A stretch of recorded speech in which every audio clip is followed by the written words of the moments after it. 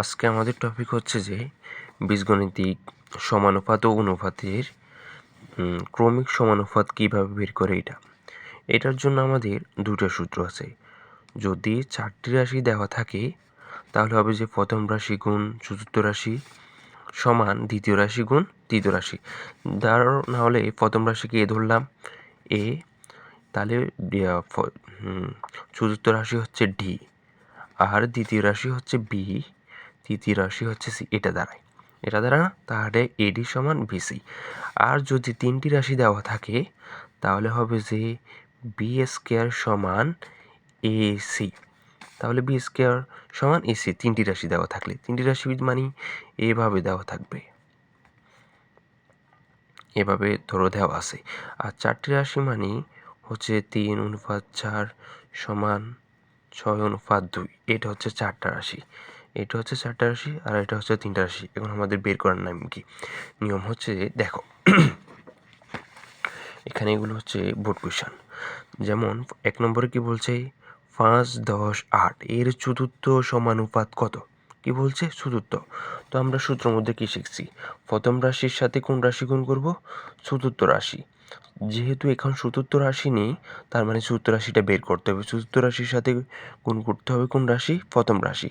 তার মানে আমাদের প্রথম রাশি হচ্ছে 5, দ্বিতীয় রাশি হচ্ছে 10, তৃতীয় রাশি হচ্ছে 8। তাহলে আমাদের কোন রাশি বের করতে হবে? চতুর্থ রাশি। আচ্ছা দেখো, ধরো চতুর্থ রাশিকে এক্স ধরলাম। চতুর্থ রাশির সাথে কোন রাশি গুণ করার কথা ছিল? প্রথম রাশি। তাহলে প্রথম রাশি কত? এক্স। তাহলে ধরলাম যে 5 পূরণ এক্স। যেমন প্রথম রাশি গুণ চতুর্থ রাশি গুণ করছি না, সমান কোন রাশি গুণ করতে হবে? দ্বিতীয় রাশি গুণ তৃতীয় রাশি। দ্বিতীয় রাশি হচ্ছে কত? 10 গুণ 8। তাহলে গুণ করলে কি হচ্ছে? 80। কত? 80। আর এখানে দাঁড়াচ্ছে যে 5x। তাহলে এক্সটা এই দিকে রেখে 5-এর সাথে এক্সের সম্পর্ক কি? গুণ। তাহলে এদিকে আনলে কি হবে? ভাগ। তাহলে আমাদের ভাগ করলে দাঁড়াচ্ছে কি? এখানে 80। তাহলে এটার লগে কাটলে হচ্ছে যে 10। তার মানে আমরা ভাগ করি, দেখো ভাগ করে তাহলে 1/30। তাহলে আমাদের আনসার হচ্ছে 16। আমাদের আনসার কত? 16। ক্লিয়ার তো? তারপর দেখো দ্বিতীয়টা দেখো 6, 8 ও 9 এর চতুর্থ সমানুপাত নিচের কোনটি? তো চতুর্থ সমানুপাত বলছে, তাহলে আমাদের সূত্রটা কি? প্রথম রাশি গুণ চতুর্থ রাশি সমান দ্বিতীয় রাশি গুণ তৃতীয় রাশি। তো চতুর্থ রাশি যেহেতু বের করার জন্য বলছে, চতুর্থ রাশির সাথে কোন রাশি গুণ করার কথা ছিল? প্রথম রাশি। তার মানে আমাদের প্রথম রাশি তো আছে। প্রথম রাশি হচ্ছে 6, দ্বিতীয় রাশি 8, তৃতীয় রাশি 9। তাহলে প্রথম রাশির সাথে প্রথম রাশি 6-এর সাথে চতুর্থ রাশি x গুণ করলাম। আর ওইদিকে কত গুণ হবে? দ্বিতীয় রাশি গুণ তৃতীয় রাশি। দ্বিতীয় রাশি হচ্ছে 8 গুণ 9। তাহলে 6x আর 8 নং কত? 72। 8 নং কত? 72। তাহলে এদিকে x আনলে 72/6। তাহলে x এর মান হচ্ছে যে 6-12 কত? 72। তাহলে আমাদের আনসার হচ্ছে কত? 12। ক্লিয়ার তো? দেখো সমানুপাতের উদাহরণ নিচের কোনটি? তো আমরা কি বলছিলাম? প্রথম রাশি গুণ চতুর্থ রাশি সমান দ্বিতীয় রাশি গুণ তৃতীয় রাশি। তাহলে দেখো মানে হচ্ছে যে এটা প্রথম রাশি, এটা দ্বিতীয়, এটা তৃতীয়, এটা চতুর্থ। মানে হচ্ছে যে প্রথম রাশি আর চতুর্থ রাশিটা গুণ করে যেন সেম হয়, এবং দ্বিতীয় রাশি এবং তৃতীয় রাশিটা গুণ করে সেম হয়। তাহলে এখানে কি করা আছে? প্রথম রাশি 3 আর চতুর্থ রাশি কত আছে? 3। তাহলে 3 গুণ করলে হচ্ছে যে 9 অনুপাত 4 কত? 16। তাহলে এটা হচ্ছে না। এবার দ্বিতীয়টা দেখি। তাহলে দ্বিতীয় নম্বরে কি বলছে? দ্বিতীয়তে বলছে যে 2:3। তার মানে প্রথম রাশি হচ্ছে 2। প্রথম রাশির সাথে চতুর্থ রাশি গুণ করলে কত হচ্ছে? 20 না? এটার সাথে এটা আর এটার সাথে এটা, এটার সাথে গুণ করলেও 3 কত? 18। তার মানে এটাও আমাদের আনসার না। তারপর এটা হচ্ছে যে 3:2, 9:6। তার মানে এটার সাথে এটা গুণ করব আর এটার সাথে এটা গুণ করব। 3 কত? 18। 3 কত? 18। আর এখানে 2 নামতে 9 বার পড়লে কত? 18। তার মানে আমাদের আনসার এটা। ক্লিয়ার তো? তারপরে আমরা দেখি সেম নিচের কোনটি সমানুপাত রাশি। তো আমরা কি করব? এটার সাথে এটা গুণ করব, এটার সাথে প্রথম রাশি গুণ চতুর্থ রাশি, দ্বিতীয় রাশি গুণ তৃতীয় রাশি। তাহলে 4 একে 4, 2 দুগুণে 6। তাহলে এখানে হচ্ছে 4:6। তার মানে আমাদের আনসার এটা না। এবার এখানে দেখি, এখানে এটার সাথে এটা গুণ আর এটার সাথে এটা গুণ। তাহলে 2 এর নামটা 15 বার পড়লে কত? 30 অনুপাত 5 কত? 30। তাহলে আমাদের আনসার এটা। ক্লিয়ার তো? এবার দেখো নিচের কোণগুলো ক্রমিক সমানুপাত। আমরা কি বলছি? 3টি রাশি দেওয়া থাকলে সূত্রটা কোনটা হবে? 3টি রাশি দেওয়া থাকলে হবে যে প্রথম রাশি দ্বিতীয় রাশি হোল স্কয়ার, দ্বিতীয় রাশি হোল স্কয়ার সমান প্রথম রাশি গুণ তৃতীয় রাশি। 3টি রাশি দেওয়া থাকলে সূত্র কি হবে? দ্বিতীয় রাশি হোল স্কয়ার। দ্বিতীয় রাশি আমরা জানি, প্রথম রাশি জানি এ, দ্বিতীয় রাশি জানি বি, তৃতীয় রাশি জানি সি। তাহলে সূত্রটা কি দাঁড়াচ্ছে? বি স্কয়ার সমান এ সি। বি স্কয়ার সমান কি? A C. তার মানে এটা হচ্ছে যে এখানে আমাদের দেখো দ্বিতীয় রাশি কত? 4, 3, 10, 6। তার মানে এটার উপরে হোল স্কয়ার দিতে হবে।